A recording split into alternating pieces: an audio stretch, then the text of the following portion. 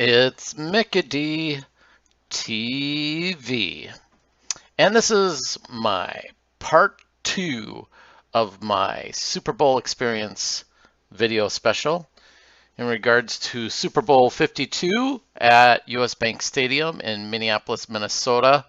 Being from Minnesota, I greatly enjoyed seeing the Super Bowl in the state, and I was actually quite impressed with how things were ran at the stadium and at the pre-events leading up to the Super Bowl. As we all know, the Super Bowl was on February 4th, 2018. And I, along with a friend of mine, we volunteered to fundraise or work at the stadium at US Bank Stadium for the Super Bowl, which involved us arriving super early to check in through security and all that hassle that you have to get through to work at the stadium, even more so than going to a regular Vikings game. So our day started up out very early. Volunteers were expected to report at the University of Minnesota campus in Minneapolis on the East Bank, and we went there we were supposed to be there between 6 and 8 a.m. I think we got there around 6:30. We got dropped off, so we didn't have to worry about parking. And here's the map of where we were at. This is basically the University of Minnesota East Bank campus in Minneapolis. If you look at the athletic area to the northeast, if you can see the athletic area, southwest of that is the University of Minnesota Field House, and connected to that is a building called Cook Hall. And we were to report there on game day. And we went there, and one of the big things that had a problem, or was kind of interesting, I guess you could say, we got our badges ahead of time, and for some odd reason I got two badges. And I didn't know what the heck to do. So I used the original badge to see what happened. And then this is what happened. Well, I am waiting in the university's field house, and it looks like, I don't know, I've been trying to report in for volunteering for the Super Bowl, and apparently my credentials or something got screwed up, so I've been placed in this waiting area here, and I've been here for about an hour now, and I haven't really heard anything about what's going on. I was told, somebody announced cashiers, I think, or concessions, come outside, and then I went outside to see out beyond that curtain there, and then they said, everybody go back, but now it looks like something's going on, so I've been stuck here for an hour. I don't know what the hell's going on, but I'm going to check out what's going on over there and see if I can make any progress.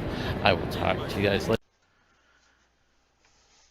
I think I waited there like about an hour and a half, maybe 2 hours, just sitting there wondering what the heck's going on.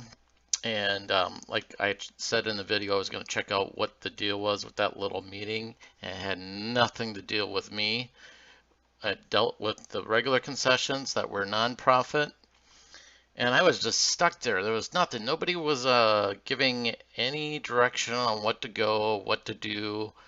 They just seemed like whoever making announcements, they were only concerned with their group of people and nobody else. So I sat there a good hour and a half, I think, maybe 2 hours. And my friend, she made it by easily. And I'm like, well, I'm gonna go a different route and go back in line and tell them about the second pass, which or my second badge, which maybe I should have done like right away. But, oh well, what are you going to do? So I went back up and I told them about the situation. I got two passes. I've been sitting here for an hour and a half. Is the second badge good? Can I go? And the guy's like, well, let's run it through. And it ran through, it checked, and he says, you can go. So I was able to get by through that tented area in there. This was all in the field house, and things were sectioned off by you could say cubicles, but they were sectioned off by curtains. But I finally got to the main area where I got all my credentials, my main big badges, and got some food and all that stuff. Met up with my friend, and then once we got everything and figured out where we were going to go, we hopped on the bus and headed over to the stadium. Now, there's a church near the stadium. That was the next headquarters, I guess, or checkpoint for people that you didn't really go into the church that much. It was like a big, huge tent outside of it, and it's a church that's really next to, pretty close to the U.S. Bank Stadium. So we got off the bus and went through that, and then we went through. That took a while to get through. A lot of this took a lot of time to get through, lots of long lines and stuff like that, lots of people we were encountering. But we finally got through that checkpoint, and then we finally got to the stadium. All right, I finally made it through my mess with my credentials. It was an easy problem to solve. I could have probably solved it a while ago, but here I am.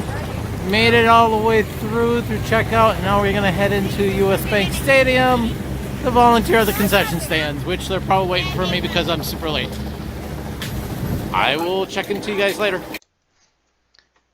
As you can see in that clip there, people were enjoying themselves getting to the stadium. I mean, it was a huge hassle, but it was actually pretty cool to see people, taking it in stride, going through all the security. We all knew that was going to be a big hassle, but at least people there were able to at least pause for a moment and take pictures and selfies and videos and that.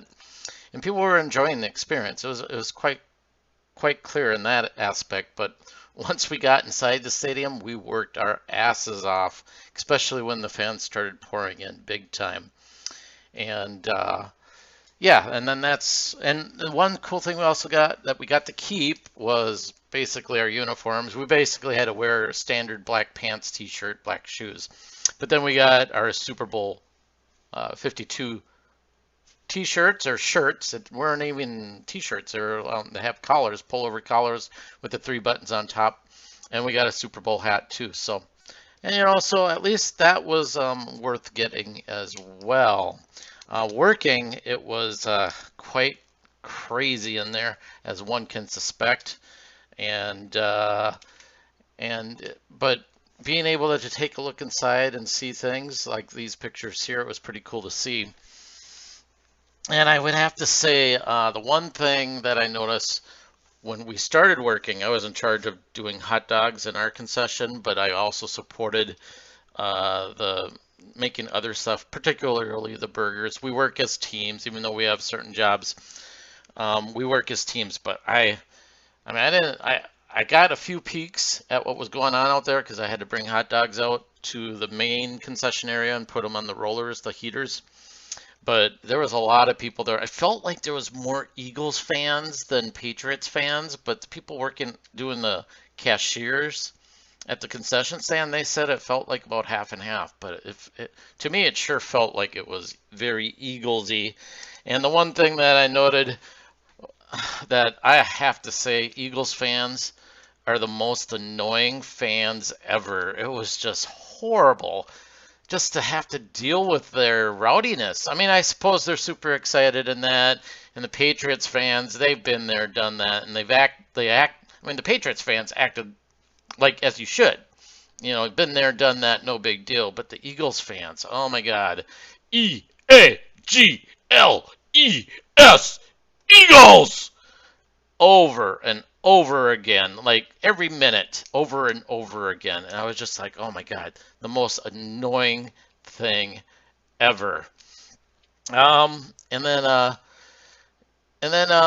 the Patriots fans were pretty cool. I mean, the Patriots fans weren't as noisy, they weren't as loud. Apparently, the E-A-G-L-E-S, Eagles, is a part of the ending of the Eagles song.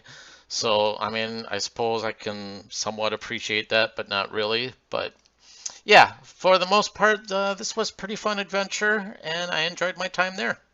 I hope you enjoyed this video. Please subscribe, like, comment. Talk to you guys later.